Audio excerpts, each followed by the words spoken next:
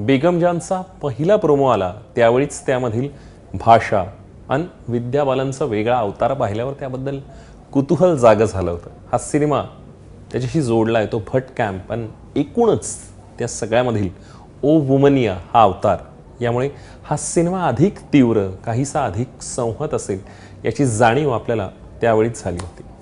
श्रीजित मुखर्जीच्या 2 वर्षांपूर्वी आलेल्या राजकाहिनी या बंगाली सिनेमाचा रिमेक म्हणून या सिनेमाकडे वेगळ्या नजरेने पाहिलं जात होतं, कारण गेल्या काही वर्षात सुजीत सरकार, सुजॉय घोष, अनिरुद्ध रॉय चौधरी यांना आता श्रीजित मुखर्जी, त्यामुळे बंगालने बॉलिवूडला गेल्या काही वर्षात दिलेले महत्त्वाचे दिग्दर्शक म्हणून निश्चित श्रीजित मुखर्जीचा हा प्रयत्न म्हणून याकडे पाहिलं जात होतं।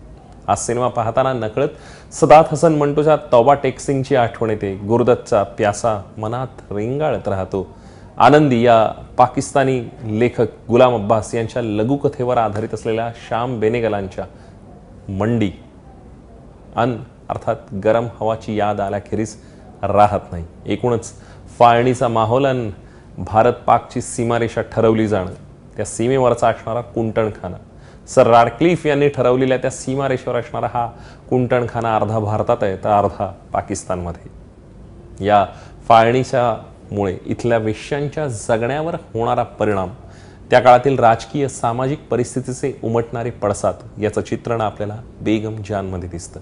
या सगळ्या कुंटणखान्याची प्रमुख आहे, तिला म्हटलं जात आहे बेगम जान।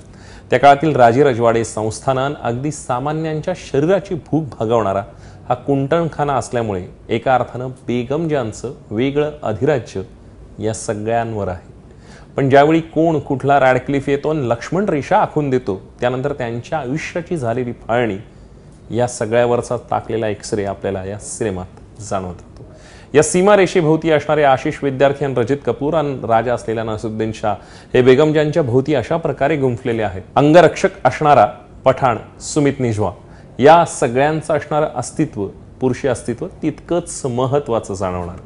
शिवराळ असणारी, काहीशी तिरसट, परिस्थितीने पिचलेली, ग्रासलेली पण आत्मविश्वास ताणगा असलेली अशी व्यक्तिरेखा गोड चेहऱ्याच्या विद्या बालनने स्वीकारल्यानंतर मात्र तिने त्याला एक वेगळी उंची दिली।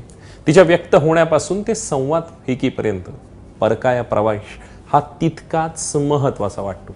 या सगळ्यात स्त्रीतत्वाचा असलेला चेहरा तिने मुखवटा म्हणून न चेहऱ्यावर पांघरता त्या सगळ्या गोष्टींचं वलय त्याने इतक्या एलिगंटली कॅरी केलंय, त्यामधला असणारा आब डौल तो तिच्या चेहऱ्यावर दिसत राहतो। ती बंगाली वाघीण वाटत राहते, देहाचं असो वा तिथल्या सीमारेषेंचं, तिचं संरक्षण करताना या सगळ्या गोष्टी आपल्याला जाणवत राहतात। ग्राहकाला आकर्षित करण्यापासून ते अगदी मुलांचा विषय निघतो, त्यावेळी या स्त्रिया आहेत, नंतर त्या वेश्या आहेत, याची जाणीव करून देणारे प्रसंग वा संवाद यांचा असलेला भरणा एक वेगळ्या अर्थानं इमोशनल टच घेऊन येतो। हा सिनेमा केवळ स्त्रिया, त्यांची हतबलतान, देहविक्रय करणं एवढ्यावरच बोलत नाही, तर गोष्ट सीमारेषा आणि त्या संदर्भातील सबटेक्स्टकडे वेधून घेते। भारत पाक, हिंदू मुस्लिम या सगळ्याकडे श्रीजित मुखर्जी एका वेगळ्या अर्थानं बोलतो आणि त्या सगळ्या गोष्टीला दिलेला जो कॅनव्हास आहे तो खूप महत्त्वाचा आहे। इथला इंडियन नॅशनल काँग्रेस आणि मुस्लिम लीग मधला संवाद असेल किंवा अर्थात त्यांचे कटआउट्स वगैरे वापरणं, ते माहोल, वातावरण निर्मिती करणं खूप अर्थाने सुपरफिशियल वाटतात। त्या गोष्टी निश्चित विद्या बालनने एकटीच्या खांद्यावर हा सिनेमा पेलला आहे। या सिनेमात असणारं होळीचं गाणं असेल, आशा भोसलेंची गझल, त्या सगळ्यांमधला एक दरवळ जाणवत राहतो। पण हा सिनेमा काहीसा संत आहे, त्यातील ठहराव आणि संथपणा हा आजच्या पिढीतल्या प्रेक्षकाला किती रुचेल याची मात्र खात्री देता येणार नाही।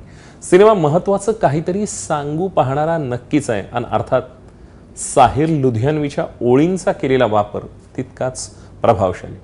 व सुबह कभी तो आएगी। हा सिनेमा का पाहावा? विद्या बालनचा दमदार अभिनय आणि श्रीजित मुखर्जीचं दिग्दर्शन का टाळावा? काहीसा संत आहे। थोडक्यात काय, विद्या बालनसाठी एकदा तरी पाहायला काहीच हरकत नाही। या सिनेमाला मी देतोय 3 स्टार्स।